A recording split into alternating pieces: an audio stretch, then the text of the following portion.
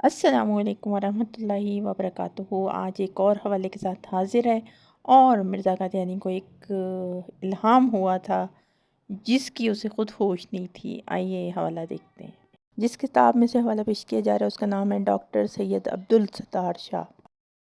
इस किताब का सफ़ा नंबर 13 है और यहाँ पे मिर्ज़ा कादियानी का जो मरीज़ है डॉक्टर अब्दुल सत्तार शाह, इसके हालात बयान किए गए हैं। और एक वाक़या है कि इसका जो डॉक्टर अब्दुल सत्तार शाह का बेटा था वो बयान कर रहा है कि जो मेरा बाप था वो मिर्ज़ा कादियानी के अक्सर उसके पास जाया करता था। और यहाँ पे लिख रहा है कि वालिद साहब मरहूम डॉक्टर थे।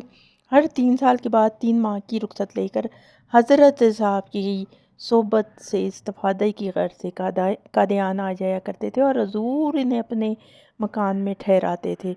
इस तरह हमें भी हुजूर के मकान में रहने का मौका मिलता। मुझे याद है कि इन्हीं अयाम में जब हमें हुजूर के मकान में रहने का मौका मिला, एक दफ़ा जबकि गर्मी के दिन थे, हमें इत्तला पहुंची कि हज़रत साहब बहालत ग़शी में हैं और नब्ज़ें कमज़ोर हो गई हैं। हज़रत खलीफा अव्वल और यानी ये नूरुद्दीन और दीगर डॉक्टर हजूर के पास है। ये सुनकर मैं अपने मकान के इस हिस्से में जहाँ हम रहते थे, घर के उस हिस्से में आया जहाँ हज़रत साहब गशी की हालत में थे। अंदर जाकर देखता हूँ कि हजूर ने लिहाफ ओढ़ा हुआ है और हज़रत खलीफा अव्वल जो है वो आपके पास सराहने खड़े हैं और 2-3 और शख्स भी वहाँ थे। मगर मुझे याद नहीं रहा वो कौन थे। हजूर के पाँव दबाए जा रहे थे।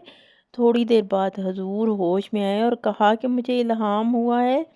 और इल्हाम के असल अल्फाज मुझे याद नहीं है, यानी इस जो बयान कर रहा है उसको याद नहीं है, लेकिन इसका मफ़हूम ये था, हैज़ा फूटेगा।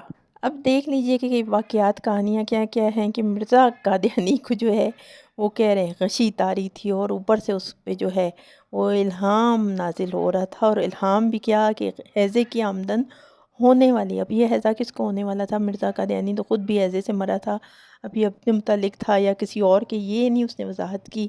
लेकिन देख लीजिए कि ये मिर्ज़ा कादियानी दावे करता था कि मेरे तमाम इल्हामात कुरान और सुन्नत के ऐन मुताबिक है। और यहाँ पे इस किस्म के इल्हामात हैं कि जो इन कादियानियों को बयान करते भी ख़ुद शर्म और हंसी आती है।